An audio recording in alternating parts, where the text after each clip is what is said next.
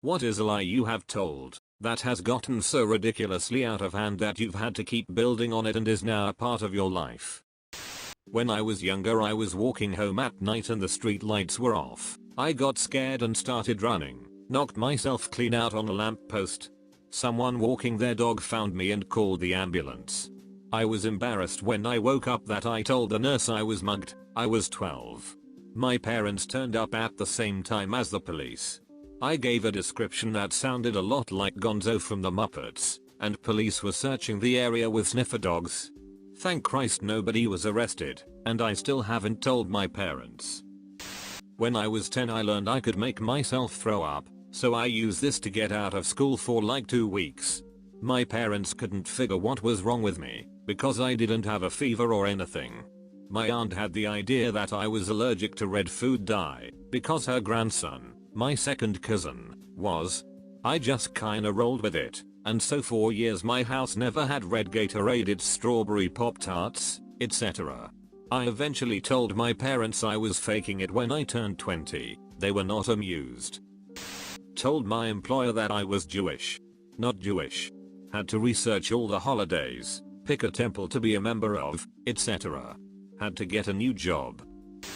In an ironic twist of fate, I used to tell people that I had a heart condition, and that's why I took pills daily. It's actually Prozac. Found out about a year and some change ago that I do in fact have a heart condition. I lied so hard that I retroactively gave myself a heart condition. Fake it till you make it. Pretty silly, but I think it fits the bill. When I was about 5, I remember being in the bathroom and brushing my teeth. My mom was there and berated me for something. Later, being a sensitive child, I was crying in bed about it.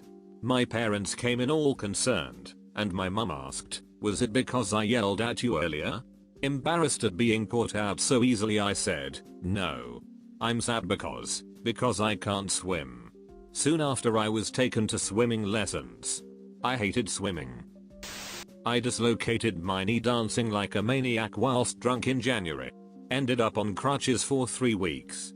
Told everyone at work I did it bending down to grab something from the freezer, because I didn't want them to think I was a drunken maniac.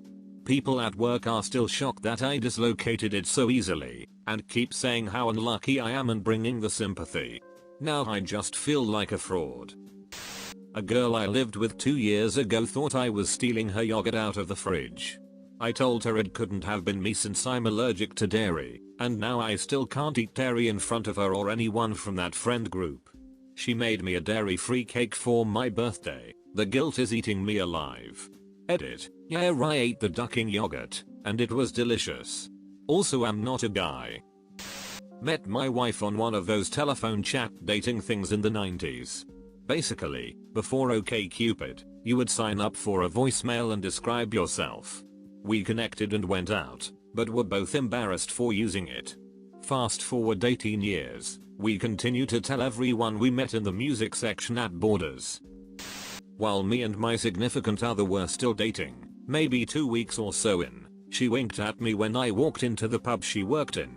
Me being the goof that I am, winked back, but messed it up on purpose, and just sort of shut my eyes tight for a second, making her believe that I couldn't wink. Now it's over 6 years later, and she still doesn't think I'm capable of winking. One of my favorite things to do is just stand behind her and wink my ass off, purely for my own amusement. I am currently studying Chinese in Beijing. My Chinese isn't that great, and listening is by far my worst skill. So I will often get asked questions that I think I understand, but don't. For instance, I was asked if you can haggle prices in America, and I told the class you can. Since I am the only American in the class, nobody knows any better. All my lies are small, and completely accidental, but there are so many of them. If anybody in that class actually goes to America, they are going to be in for a big surprise. And if any of them spoke English, they would know I am not an 18-year-old from a small town with no buses, trains, or taxis, who doesn't know how to properly use a fork and knife. This lie broke. It shattered, but it's a great story. My chiropractor, great bloke, not great English, fairly gullible, lived with my drinking buddy at the time, and one night with my last name being Rhodes, we decided to convince him I was the last of the ruling elites of Rhodesia in exile in Australia, since the rise of Zimbabwe. Even set up a blog, Last of the Rhodesians, which got me in so much trouble when a racist took it over, slipped in Leo DiCaprio's accent from Blood Diamond occasionally. All was going well, I'd go get my back fixed, spin a yarn about a semi-made up land, and laugh all the way home. This went on for months. And then my mom invited my chiropractor, let's call him Patel, to a family barbecue. First thing he said to my mom, "So how did you get out of Rhodesia?" And a laugh went out so loud, and so far, even a bee ducking one felt it. I was not the last king of Rhodesia, just a guy with a terrible sense of humor when drunk. When I was a little kid, I told my mom I really liked her tuna casserole. I was just trying to be nice and pay her a compliment since she seemed like she was having a bad day. Pretty much every time I go to visit her she has some tuna casserole waiting for me. I don't actually like tuna casserole that much, but it's such a sweet gesture that I don't have the heart to tell her to stop. This has been going on for over 30 years now. When I first started dating this girl, I told her that I don't like porn. Flash forward 6 years. We're married and watching an episode of Friends where one of the girls thinks her boyfriend doesn't like porn. My wife turns to me and says, "Well, not all guys like porn. You don't like it, right?" Me, "That's right, honey. It's not for me." I had a coworker tell me he got married on accident. It was Christmas morning, and he bought his girlfriend a ring as a Christmas present. They were both sitting around the tree, and when she opened it she started to cry and said, "Well, are you going to ask me?" That's when he realized what he had done. He got down on one knee and asked her to marry him. Moral of the story, don't ever buy a ring for a girl unless you are planning on marrying her. A couple years ago, I went to a bar in a town I didn't expect to be in very often, and I decided to do a Scottish accent and make up a backstory for a fictitious version of myself. Now, I doubt my accent would have fooled someone actually from Edinburgh, but by the end of the night I had a group of Americans and one bemused Australian chatting with me about the things that make the US a strange place to visit from abroad. Shots were bought, backslaps given, and a good night had. I thought nothing else of it. Until I was dating a girl from the next town over, and she took me to her favorite bar. That bar. We walked in, someone greeted me by my name, and I did the only thing I could do, cheerfully donned my fraudulent accent, explained that my business trip had been indefinitely extended, and spent the next 20 minutes furtively explaining to my date that I wasn't a con man, just an ex-actor with terrible impulse control. I'm the kind of person that always leaves my shoes tied and just slips them on. I'm dating this girl for a couple months, and then one day my shoe gets untied, but I'm too lazy to retie it. It really bothers her, and she insists on me tying it. I really don't want to bend over and do it for some reason. It was around the time when Liam Neeson got his shoe tied by Olivia Wilde, and I was crazy jealous because I really liked Olivia Wilde since watching House. She eventually asks me, "Don't you know how to tie your shoes?" In my head I'm seeing Liam Neeson getting his shoes tied by Olivia Wilde and how badass it looks. So I say, "No. I never learned how, you can't tell anyone." To this day, when my shoe gets untied in public, she will pull me off to the side away from other people and secretly tie my shoe. For some reason it makes her happy, and it's the sweetest thing ever. I can't understand how she would even tolerate a grown man who doesn't know how to tie his own shoe. I'll never be Liam Neeson cool, but I found my Olivia Wilde.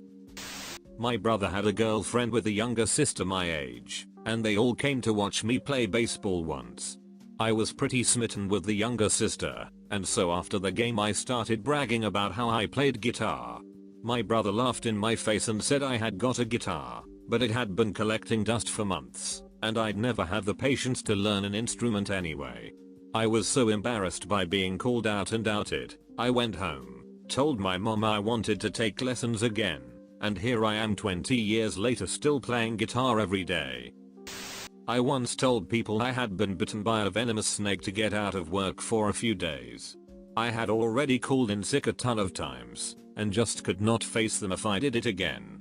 I am young and in good health. There is just no way even an old frail person is ill as much as I am calling in. So, yes, snake bite. They knew I kept venomous, and I thought this is a great idea. Turns out they were fascinated and wanted to see, so I had to wrap my foot up in a huge bandage and hobble around 4 weeks. Luckily I was moving to another job I actually didn't hate a few weeks after that. I didn't have to deform my own foot or actually let one of my venomous bite me so that I would not get busted. I was not far off doing so. Edit, this has got attention and is quite a unique lie.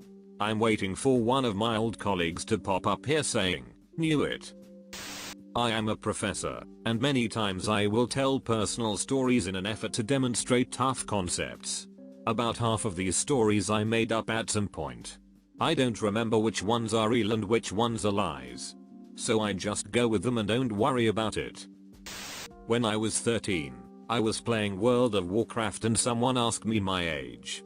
13 was so young, so I lied and said I was 14, cause that meant I was so much more mature. Well, I kept playing World of Warcraft with the same group of people, and 4 years later they thought I was 18. Someone started asking me how my applications to college were going, since I was that age. Being caught in the lie about my age, I played along and asked for advice. I played along with the advice, which resulted in me actually putting in a college application to the university, and I got in. As a high school junior. So to keep up this lie about my age, I now had to finish high school quickly, so I could actually go to this university that accepted me. Great part is that I was able to do this by overloading my spring semester of senior year high school with online classes. Yay, Florida online high school. I managed to graduate high school a year early, and went to university a year early to keep this lie going. So here I am, at a university 1,000 miles from my home state, finished my BS and am now doing a master's, all because 14 sounded way more mature than 13 on a ducking video game. Sorry for formatting. On my cell phone in the lab I am working in for my master's project, lol. When I was a kid, I got the bright idea to put a knotted cherry stem under my tongue, and then show my sister an untied stem and magically tie it in a knot in my mouth in seconds. Fast forward about 20 years, my entire extended family thinks I have this weird ability to tie knots with my tongue. It's a complete lie. At this point I refuse to do it, and get almost defensive when people bring it up or ask to show it again. Pretty sure I got the idea from The Simpsons or Pete and Pete, and now has stuck with me as a curse.